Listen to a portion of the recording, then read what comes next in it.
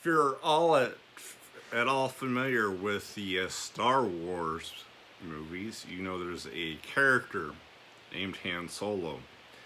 This Han Solo has a similarity with one of the apostles that I'm going to get to. But the very first Star Wars, I think it was 1977 when it came out, we're introduced to Han Solo. He's kind of this swashbuckling character and this rogue, kind of a gun for hire. He gets caught up with Luke Skywalker and Princess Leia and their mission on what they're trying to do. And he's reluctant at first, but he gets dragged in, helps them up until the final battle at the end of the first Star Wars.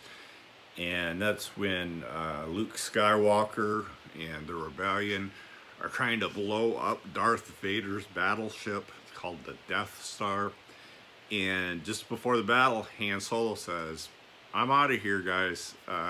It's been great so far, but yeah, this guy, this Darth Vader guy, he's a pretty bad dude. I gotta look out for myself, numero uno." I said, "Well, okay, that's, you brought us this far, thank you, well, we'll do the rest." Well, that last scene during the battle, Luke Skywalker has to get to a certain point on that battleship where you blow it up and get a torpedo into this one little spot. And they're getting their butt kicked, to be blunt about it, and they're losing the battle. Then all of a sudden, Han Solo appears on the scene with his starship, the Millennium Falcon, and the other fighter pilots are going crazy. They're like, "Yay, Han Solo's here." And he's kind of the sarcastic, swashbuckling guy. He says, "What, you expected me to miss this party and let you guys hog all the glory?" Every movie has a character, not every movie, a lot of combat movies, war movies, maybe wilderness survival movies have a character like that that's kind of on the fringes, questions a lot of things, doesn't always want to go along with what the leader says. And a lot of times, like with Han Solo, he ends up being a lovable character and does come through in the end. Now, there's an apostle called Thomas. St. Thomas called Didymus. Didymus means twin. We hear 3 times from Thomas in the Gospels that indicate he's kind of like a character that just kind of questions things and, is looking out for numero uno. The first time we hear from Thomas is when Jesus decides to go back to Jerusalem, and everyone knows his enemies are there, that he's a controversial figure, that he's more likely going to be arrested. And the apostles are begging him, "Don't go. That's insane. You're going to get arrested." And Jesus is like, "I must go." Thomas speaks up and says, "Well, let us all go and die with Jesus."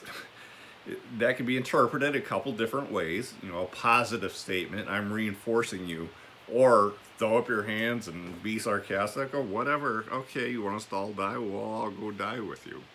And scholars of ancient languages and scriptures do detect that in the language. So, kind of this, he's on the fringes there. Second time, Last Supper, Jesus says, "Where I'm going, you cannot follow now, but you will one day follow." And St. Thomas, you can see him throwing up his hands again. "How do we know the way, Lord?" That's when Jesus says, "I am the way, the truth, and the life." That's what prompted that famous line. Third time, where he got his nickname, Doubting Thomas, was after Jesus had been crucified and was resurrected and was walking among the apostles. There's 2 scenes. First scene, Jesus appears to the apostles who are in hiding because he had just been crucified. They were in fear for their lives. They were his followers, and they knew they would get arrested. They feared that, so they're hiding. Everyone's there except, you guessed it, Thomas. Was he looking out for number 1? We don't know. It doesn't say. And Jesus appears among them. He eats some food, and the apostles are just blown away. And this is in John's gospel. Then you skip ahead a couple of passages, and the apostles there are gathered again, and Thomas is there, and they're like, Thomas, we saw Jesus. He's alive. Thomas, being the doubter, says, unless I stick my fingers into the holes of his hands and put my hand into the side of that gash that Roman soldier put in his side with a spear in the crucifixion, I'm not going to believe. You guys are nuts. Lo and behold, Jesus appears, says, Thomas, put your hands into my side and your fingers into the holes of my hand. And Thomas was like, my Lord and my God, and he believed. And he finally, came through. Legend has it he went all the way to India to bring the gospel, the good news. A lot of us, and I think that's fair to say, a lot of us have doubted our faith at one point or another. Maybe gotten despondent or want proof. We're like that doubting Thomas at times. And the key is to keep on going. Faith, practicing your faith, going to church every Sunday can be like a grueling marathon. I think that's fair to say as well. It's like a marathon, one Sunday after another, these prayers. We have these, in the Catholic tradition, these prayers like the Rosary, where we say 5 sets of 10 Hail Marys, and we say Our Fathers, and it's repetitious. And if there's people doing it, one person does the first half, the other people do the second half, and you're, for example, Holy Mary, Mother of God, have mercy on us, a sinner. Holy Mary, Mother of God, have mercy on us, now and at the hour of our death, is the correct line. Holy Mary, Mother of God, pray for us sinners, now and at the hour of our death. See, I can't even remember it. I got it right there. But it's the repetition, and if you ever prayed it, your mind can wander, and sometimes you think, what's the point of praying if my mind wanders? But you know what? I have been with so many people near death, gravely ill, and it is so important for them to have that rosary and to say those prayers over and over again. There's just something about it. When everything has been stripped away, you're on your deathbed, you really focus on what's important. What we're going through now with COVID-19, everything has been suddenly stripped away that we're familiar with. And I think there's some people coming back to their faith or asking the big questions. What's it all about? What's important in life?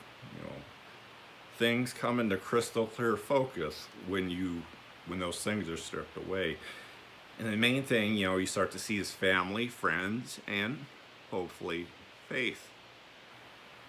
And faith, again, is hard. It's like a marathon. And speaking of marathons, I just want to share one last story. Last spring, last April, in the Boston Marathon, there was a combat veteran from Afghanistan named Micah Henderson. He was running the marathon in honor of 3 of his buddies who were blown up in an explosion. They didn't make it back. And all 4 of them were pretty tight. Micah was the only one that made it out alive. And he's running this marathon for them. Now, to get into the Boston Marathon is not easy. Even to qualify or to be eligible for the marathon, you have to have at least run one marathon and run that marathon under a certain time before you can even qualify. So Micah did that. He trained. He got the first marathon under his belt, got under the time that would qualify him for the Boston Marathon. So now he's running the Boston Marathon, and this is last year. The Boston Marathon, one of the most popular, biggest marathons in the whole world, and he's running, and he gets to the 22-mile mark, and his legs just give out underneath of him. He's exhausted, and his legs just give out, and the medical personnel run over to see if he's okay, and he kind of waves them off, and he gets up. He puts up one knee and then a hand, other knee, other hand, and he begins to crawl, one crawling step at a time. He crawls the next 3.5, 4 miles to get to that finish line. And the crowd goes crazy. They go wild when he's able to do that. And they asked him afterwards, how did you do it? He said, I kept my 3 buddies in mind. I had their 3 names on my hand, Ballard, Hammer, and Juarez. He said, I just kept repeating, Ballard, Hammer, Juarez. Ballard, Hammer, Juarez. The same names over and over again. They reminded him of the sacrifice his buddies had made in that horrible war. Faith is like a marathon, and each and every one of you watching this is probably on a different point in your spiritual journey. That's okay. If you know my story, you know I didn't practice my faith for about 10 years. When I was in my 20s, I was just lackadaisical about it, but it wasn't until a tragedy in my life I started to ask this big questions. A dear friend was just tragically taken away from me, and I started to think about the purpose of life. That's when I came back to my faith. And I think, again, there's people, some of you out there that might be taking a good hard look at your faith. And it doesn't matter where you're at on your spiritual journey. If you're crawling along, if you haven't been to Mass in a year, 2 years, 5 years, 10 years, it's okay. You can still come back. When the going gets hard, you'll have that faith to ground you. You keep going. You do it one prayer at a time, one Sunday at a time, just like that combat veteran. You keep going and you keep going. Because when you finally make it across that heavenly finish line, the host of heavenly angels are going to go wild with joy. Stay safe, and God bless.